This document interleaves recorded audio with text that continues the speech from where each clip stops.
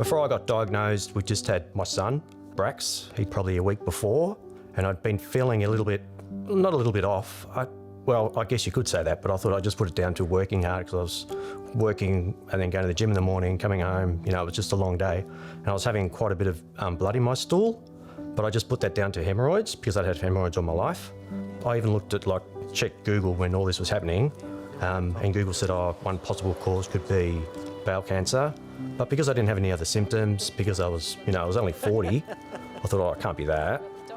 The day after Brax was born in the hospital, I went to the toilet and there's just a big leakage of blood, like having a blood nose. So I thought, this isn't right. So I made an appointment to see the doctor, I think a few days later. Went and saw him, explained to him the symptoms, what had happened. He gave me a quick check. Couldn't see anything. Said, you're too young, too healthy. And I said, should I go for a colonoscopy? He said, wouldn't worry too much about it. I just thought, no, I better go. I better just go and get it checked out just in case. I want to make sure I'm here to see Brax grow up and here to take care of Jojo and the family. So, and I did. And I went and got the colonoscopy and, they found a 4.5 centimetre tumour. At the point of my diagnosis, they weren't sure whether it was stage 2 or stage 3, but their first perception was that it was just stage 2. And then they rushed me off to have chemo and radiation the week after. And I did 6 weeks of that. When you go through cancer, people deal with things differently. It's whatever you see fit to get you through. And my philosophy was to try and not feel sick. And a big part of that was keeping my weight. I knew as soon as I'd start losing weight, I knew that I was sick and I didn't want to feel that way. So I was trying to get as many calories into my body as I could. And because I was eating so much, I was going to the toilet.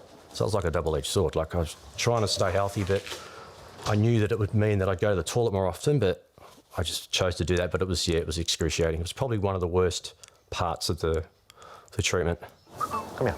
And the plan was to do the 6 weeks of chemo and radiation, let my body heal, and when it's strong enough, which would be probably about 4 weeks later, they'd go in and remove the cancer and attach the colostomy bag. When I went in for the operation, they discovered that it was actually stage 3, which meant they took the lymph nodes out. And then when I was about 6 weeks after the operation, when I was strong enough, they gave me another dose, a follow-up dose of chemotherapy, which was 12 weeks of intensive chemotherapy. The last chemo that I had, I remember standing up and I felt like defeated. It was the first time that I felt defeated through the whole ordeal. I just nearly fainted. But then about a second later, just this moment of euphoria just came over me, knowing that it was over.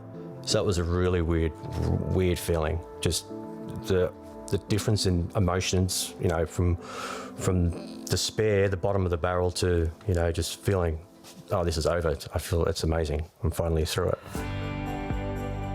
It'll be 5 years in December that I've, since I had my last chemo. It just changes your whole way of thinking.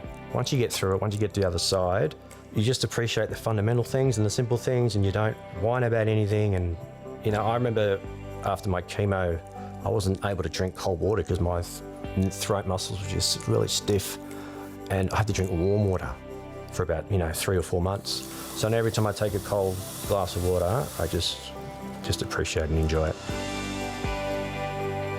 I think people have the perspective that bowel cancer is an old man's or an old person's cancer. I had the same perspective, which is why when I was going through the symptoms, I thought it can't be bowel cancer because it only happens to old people, people over 60 or whatever.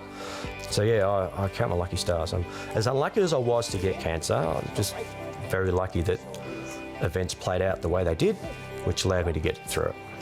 Oh, Lily.